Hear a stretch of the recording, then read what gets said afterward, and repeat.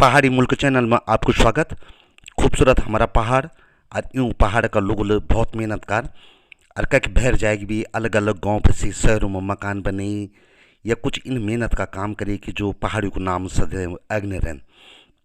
बात कर तुम्हें एक इन्हीं खूबसूरत गांव को जैसा कि विशेषकर गढ़वाल का सीमा क्षेत्र का सल्ट ब्लॉक या नैनीडांड ब्लॉक के तरफ बैठी बात करो हम तो ये खकर लोगों एक बेहतरीन गांव बस है रामनगर से हम जंदो जो रामनगर बाजार का दृश्य देखना चाहिए आप और एक बाद में आप हुए गांव की तरफ रिजुल बहुत ही सुंदर ये बाजार पूरे पहाड़ी क्षेत्र का चाहे हम अल्मोड़ा के और गढ़वाल के सीमांत क्षेत्र की बात करें तो सबका ये बेहतरीन बाजार रामनगर जहाँ से हर छोटी बड़ी खरीदारी करने के लिए सब लोग यहीं पे आते हैं। और यहीं पे कोसी नदी भी है और कोसी नदी में बना हुआ बैराज भी है। बहुत ही खूबसूरत ये रामनगर क्षेत्र लास्ट बाज़ार मैदानी क्षेत्र की तरफ से और अंतिम बाज़ार पहाड़ की तरफ से बहुत खूबसूरत हर सुविधा यहाँ पे चाहे सरकारी हॉस्पिटल की बात करें या लघु सिंचाई विभाग की बात करें या अन्य नर्सरियों की बात करें जो भी है हर फैसिलिटी इस बाज़ार में लगभग आपको मिल जाती हैं।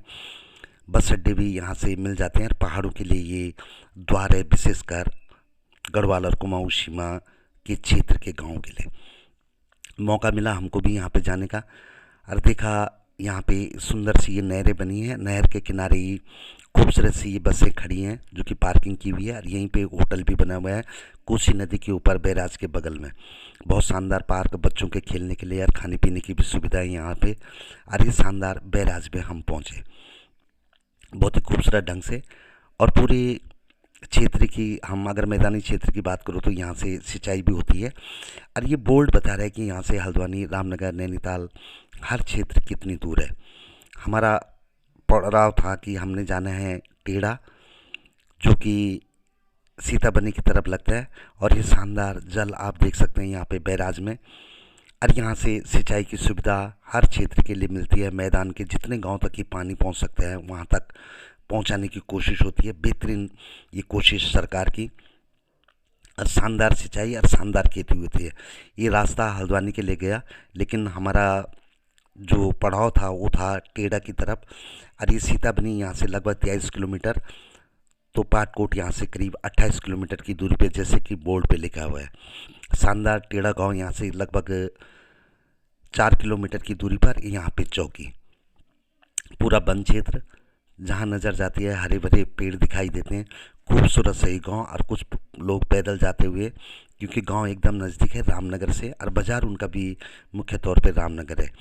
टेढ़ा की सबसे बड़ी बात है कि अगर हम टेढ़ा की तरफ जाते हैं तो एक बहुत बड़ा नाला आता है जैसे कि आप ये देख रहे हैं। और अगर हम टेढ़ा से बाहर भी निकलते हैं चाहे हम मैं बोलूँ दक्षिण की तरफ या उत्तर की तरफ दोनों तरफ नाले हैं जो कि बरसात में भयंकर रूप से आ जाते हैं। और यहाँ से ही गांव के लिए रास्ता चला गया।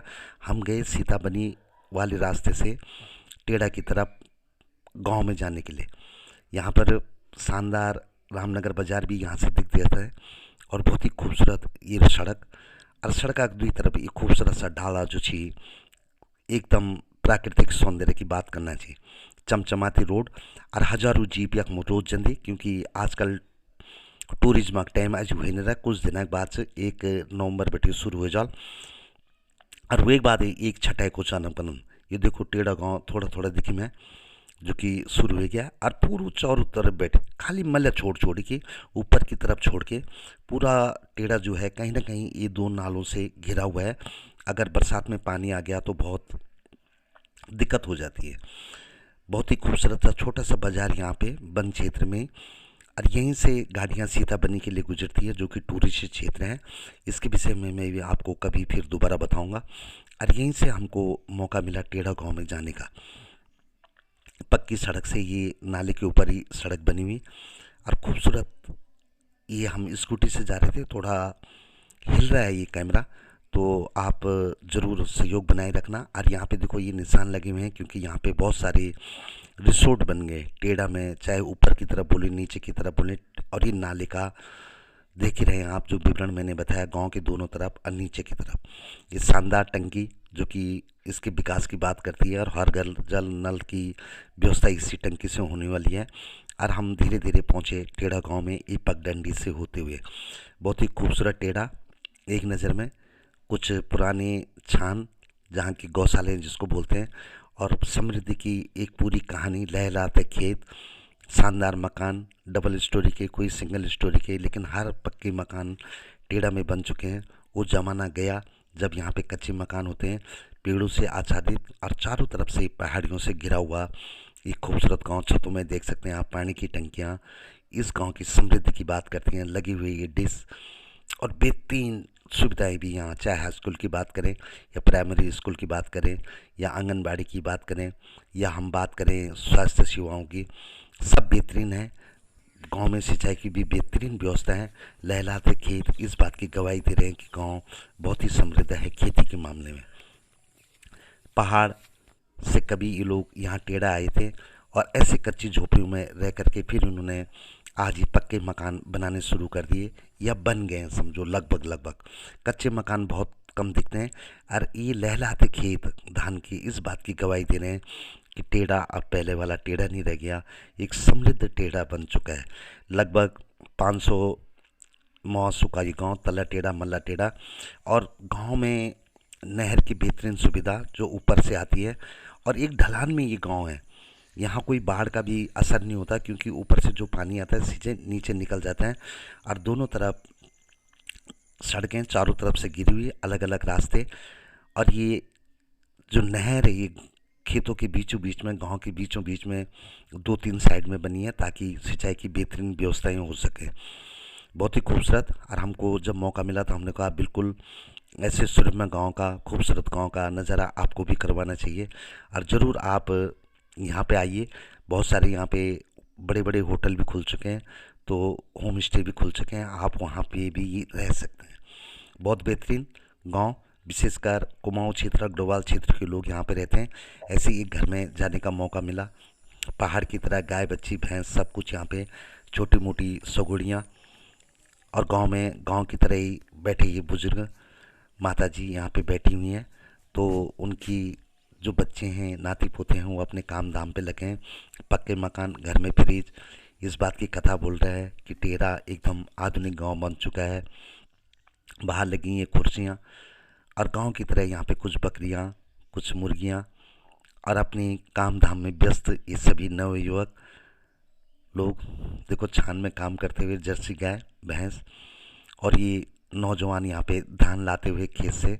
हमने कहा चेहरा दिखाओ, तो इन्होंने चेहरा भी दिखाया, अपने भाई के साथ ही धान ला रहे थे और उसका यहाँ पे टाल लगा रहे हैं। देखो जैसे बहुत सुंदर ये यहाँ पे कोशिश फसल की, और बेहतरीन यहाँ पे फसल भी होती है, लगभग अपने परिवार के भरण पोषण के लिए तो हो ही जाती है। खैर पलायन की मार यहाँ पे भी है। कई नवयुवक जो है गांव छोड़ करके जा चुके हैं शहरों की तरफ अच्छी नौकरी के लिए या अच्छे काम धंधे के लिए। इसका असर यहाँ पे भी पड़ा है। ये हमारे भारत के हर गांव पे पड़ा है और टेढ़े पर भी पड़ा है। भले ही टेढ़ा एक समृद्ध गांव है आज की डेट में, लेकिन फिर भी एक बड़े परिवार का गुजारा करना बड़ा मुश्किल हो जाता है, इसमें भी कोई दो राय नहीं है। जो जो परिवार बड़ा बढ़ता जाता है त्यों त्यों खेती भी बढ़ती जाती है, और खेती जब बढ़ती जाती है तो उसके बाद जीवन यापन करना ज़रा मुश्किल सा हो जाता है, इसमें कोई शक नहीं है। अरे बुजुर्ग यहाँ पे सब्जी को पानी देते हुए लगे हुए हैं। खेती का काम यहाँ का मुख्य काम है। लहलहाते खेत इस बात की गवाही दे रहे हैं कि यहाँ के लोग काफ़ी मेहनती हैं और खेती पर ही आश्रित हैं। यहाँ के एक और बिजनेस के विषय में मैं आपको बाद में बताऊंगा, लेकिन नवयुवक जो हैं आजकल नेचर गार्ड के तौर पे भी काम कर रहे हैं। जिम कारपेट नेशनल पार्क की सीमा में बसा ये गाँव, और व्यवसाय यहाँ पे दूध का भी होता है। दूध का हमने विशेषकर ध्यान दिया और आपसे भी अनुरोध करते हैं आप भी अपने गांव घर में गाय भैंस पालिए। दूध का व्यवसाय बहुत बढ़िया है। और ये बाज़ार छोटा सा गांव की हाट, और यहाँ पे एक कार इस गांव की समृद्धि की बात कर रहा है और दूध लाते ले जाते ये लोग। थोड़ा सा हमने कहा होटल का भी बाउंड्री वाल आपको दिखाते हैं। बेहतरीन यहाँ पे होटल चारों तरफ बन गए, कभी मौका मिला तो आपको ज़रूर दिखाएंगे। और हमने अपना उद्देश्य बनाया आंचल डेयरी, जहाँ पे ये भैंस दूध लेके जा रहे हैं। कई लोग यहाँ पे दूध लाते हैं और उसके बाद ये आंचल में जाता है और वहाँ से रिसाइकिल होकर के पैक होकर के ये फिर पहाड़ों की तरफ भी सप्लाई होता है, जैसे कि आपने पहाड़ों में देखा होगा।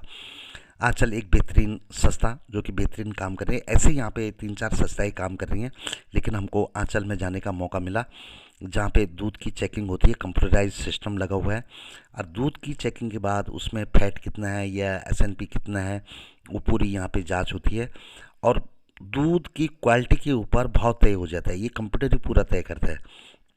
अगर आपके दूध में फ़ैट कम है तो उसका रेट कम हो जाएगा, अगर आपके दूध में फ़ैट ज़्यादा है या एसएनपी ज़्यादा है तो वो बेहतरीन हो जाएगी, और उसके बाद आपको महीने में पैसे भी मिल जाएंगे। और साथ में जैसे आप यहाँ पे दूध देते हैं, कितने लीटर है और कितनी उसमें फैट है, एसएनपी कितना है, वो पूरा मिल करके आपको एक पर्ची मिल जाती है और महीने में आपको पैसे भी मिल जाते हैं। और राज्य सरकार इसमें 4 रुपये पर किलो के हिसाब से हर आदमी को देती है जो यहाँ का सदस्य है।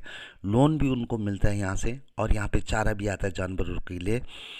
अगर जानवर कोई बीमार होता है तो उसके लिए सस्ता ही उसके लिए डॉक्टर की व्यवस्था भी करती है सब्सिडी में। और ये बेहतरीन स्वरोजगार का ये एक बेहतरीन उपाय आंचल दूध, जो कि हर कोई जानता है, पहाड़ों में भी इसकी बहुत सप्लाई हो रही है।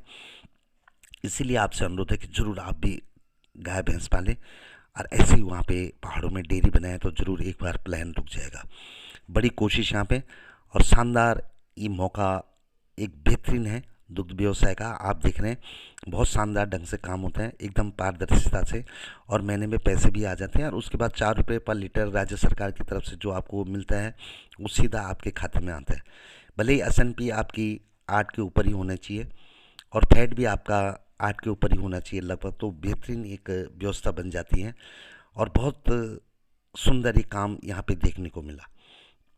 खैर, दूध की बात, समृद्ध गांव टेढ़ा की बात, और कोशिश में सब लोग लगे हैं। जीवन यापन हर जगह होता है, लेकिन एक बेहतरीन जीवन यापन हो जाए तो उसका आनंद ही कुछ और होता है, और वही एक समृद्ध टेढ़ा की कहानी है। ये पर्ची है दूध की, आप ध्यान से देख सकते हैं इसको। ये टेढ़ा की कहानी मैंने आपको सुनाई।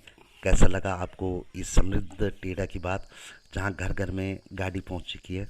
आप देख सकते हैं ये अपनी छोटे से पोती को लेकर के स्कूटी से ही जा रहे हैं, घर से ही जा रहे हैं। पूरे गांव में रास्ते ऐसे बन चुके हैं लगभग, लेकिन 20 गांव में एक सड़क की बहुत ज़रूरत है। खैर, ये तो भविष्य की बात है, क्या होता है, लेकिन नहर के ऊपर एक सड़क बन सकती है।